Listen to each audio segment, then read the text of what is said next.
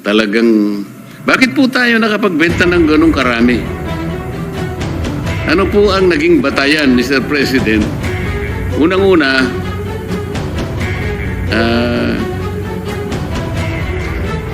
bakit po 24.95 tons kaagad? Ba't di na lang 2.4, Mr. President?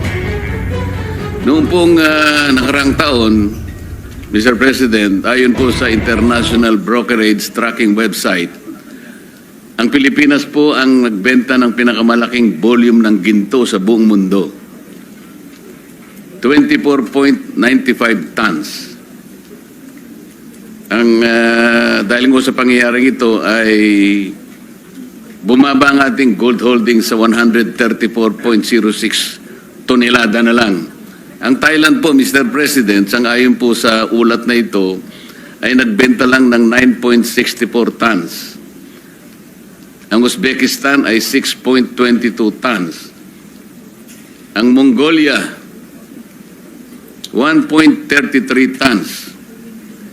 Saan po ba yung Mongolia, Mr. President?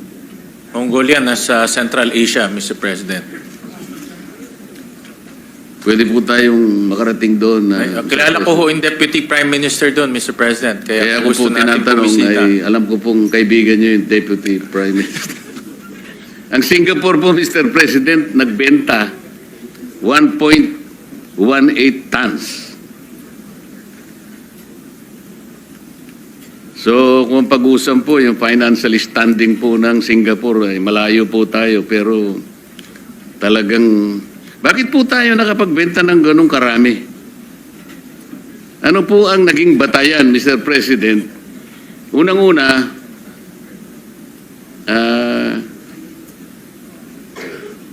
bakit po 24.95 tons kaagad? Ba't di na lang 2.4, Mr. President?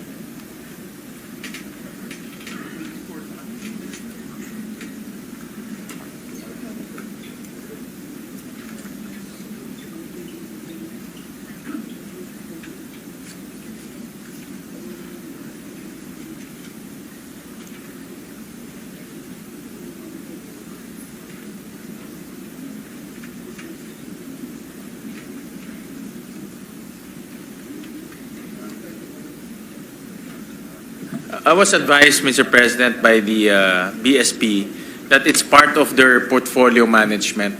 So from time to time, they would adjust their portfolio depending on the situation and depending on the risk.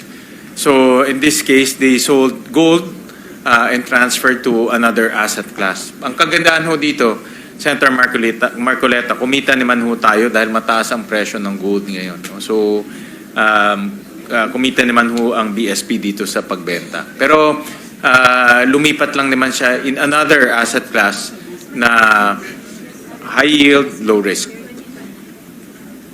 Pero, Mr. President, ngayon po ang daming nagsasabi, kahit hindi po natin tingnan yung boiling cauldron, mas mataas po ang presyo ng ginto ngayon eh.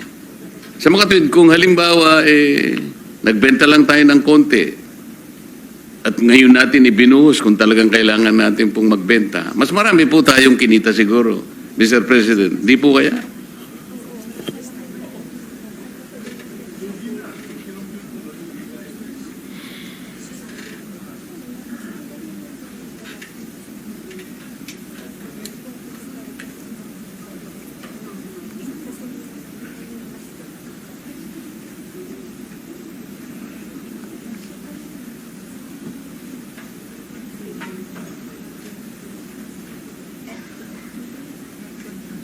So tama ho kayo na mas mataas ho yung presyo.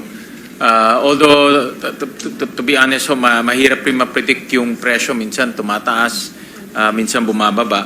But along the way naman po, ito ay nagbebenta ho sila in tranches. Hindi naman ho isang bugso yung pagbenta ho nila. But you're right na tumaas pa ho yung presyo. Mr. President, kasi po kung titingnan po natin yung ating gross international reserves, ito po ay kinapapalooban ng halos 5 masasabi nating paraan. Nandyan po yung ating reserve position. Kasama po ngayon ang pangalawa, yung ginto nga po. Yung ating special drawing rights, yung foreign investment, at saka yung foreign exchange. Kung titingnan po natin ang ating gross international reserves, Mr. President, ang laki po ng bahagi ng ginto eh. Dito po sa total nating GIR, Mr. President, $108 million. Ang representas po ng gold dyan eh halos 16.4 million dollars. Kaya kung siguro binenta natin po ngayon, baka ito 16 na ito, 32 million dollars po. Sa akin lang pong palagay naman, Mr. President. Totoo yan, no? Nakita ko nga ho na ang presyo ng ginto ngayon ay tumataas. Although mahirap rin ho masabi kung gaano siya katagal tataas o bababa rin ho siya. So, ang BSP naman ho, ang ginagawa ho nila as part of the portfolio management, nagre-realign lang po ng asset classes. So, but hindi naman ho nila binenta to isang bugso. No? So, kumita rin ho sila along the way kasi in tranches ho nila binibenta pataas. Pero sana po, Mr. President, ang ating BSP, mas malawak po yung kanyang pananaw. Yeah, tama ho Kung kayo. natanaw po niya na ngayon po ay tataas po ang presyo, ay doon po sana natin may bebenta ng mas marami, mas malaking ganansya po ng ating bansa, Mr. President. I agree with you, Mr. President, Senator Marcoleta, na kailangan din maging practical and tingnan yung overall trend. No? So nakikita ko po yung punto ninyo na dapat mas, kumbaga, sinempohan ho nila na mas mataas yung presyo.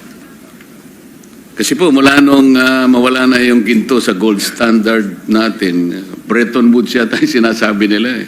Napunta na lahat sa US dollar po kasi. Kung talaga po kasing nakakabahala po kasi, kung totoo po na ang ginto po natin ay isa sa ating pinaglalagakan po ng katatagan po ng ating financial situation, maski po sa ating pamilya, ugaling Pilipino na pag meron ka pong ginto, napaka makaingat eh. Hindi po natin basta-basta dinidispose yung ginto. Parang seguridad po ito eh, Mr. President. Tama po ba? Tama ho, Mr. President. Tingnan po natin, kahapon po, Mr. President, ang ating piso ay 59.17 to the US dollar. Ang year-to-date na depreciation po is 1 peso and 3 centavos or 2.24%. Ito po yung medyo nakakabahala po na hindi naman po ako ekonomista, Mr. President, pero kahit papano pinipilit po nating maintindihan ng kahit konti lang.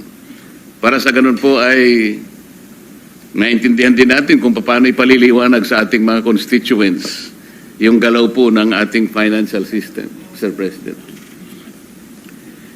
Paano po ngayon i-assess ng Department of Finance po yung recovery trajectory halimbawa natin sa harap ng tayo po ay sumadsad sa third quarter ng halos 4% lang po ang growth ng ating gross domestic product.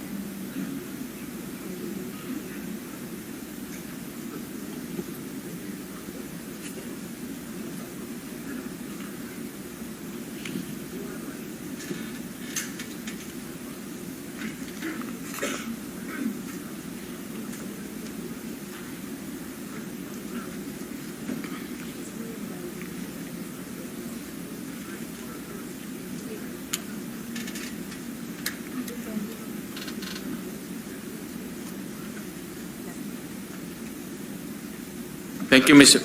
Yeah. Yung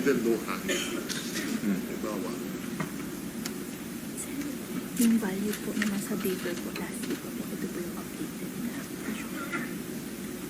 ngayon? Well, Mr. President, talagang aminado ho tayo na dahil po dito sa issue ng flood control, bumagal po yung paggastos ng ating pamahalaan, lalo-lalo na sa construction. Kanina na pag-usapan ho natin ni Senator Ping yung laki ng contribution ng government spending, almost 25%. No, of our economy ay nasa government spending. So, ang strategy po ngayon ng economic managers at the administration is number one, regain the trust of our people. So, balitaan ko kay Secretary Recto, Executive Secretary, na today magfa-file na po ng kaso ang Ombudsman sa Sandigan. So, isa yan sa mga paraan para maibalik po natin ang tiwala ng taong bayan sa gobyerno. Pangalawa po, mayroon na pong catch-up plan ang executive na habulin po yung paggastos itong nalalabing mga buwan. Mayroon pong 156 billion pa na hindi nagagastos ng DPWH.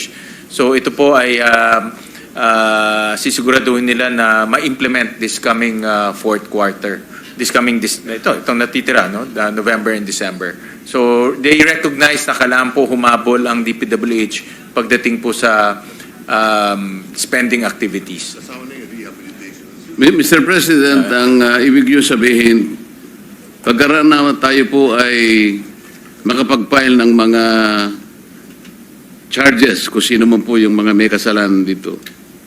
Dagli-dagli po bang magkakaroon kagad ng tiwala yung mga namumuhunan, yung mga investors. At mga ilang araw po mula doon ay babalik na po lahat yung mga investments. Ganun po ba ang... Hindi naman ho. Hindi naman, Senator Marcoleta. Ano ito? Confidence building. It will take time. Pero importante po yung aksyon na ginagawa po ng ating pamahalaan. At tayo lahat, actually, bilang public servants. No? So, importante po yung aksyon na ginagawa ho natin. Dahil kung wala ho tayong gagawin, wala talagang confidence building, wala hong kumpiyansang babalik. So, dapat ho maraming, mga ganito ay ginagawa po at dahan-dahan po para eventually bumalik po ang tiwala ng taong bayan.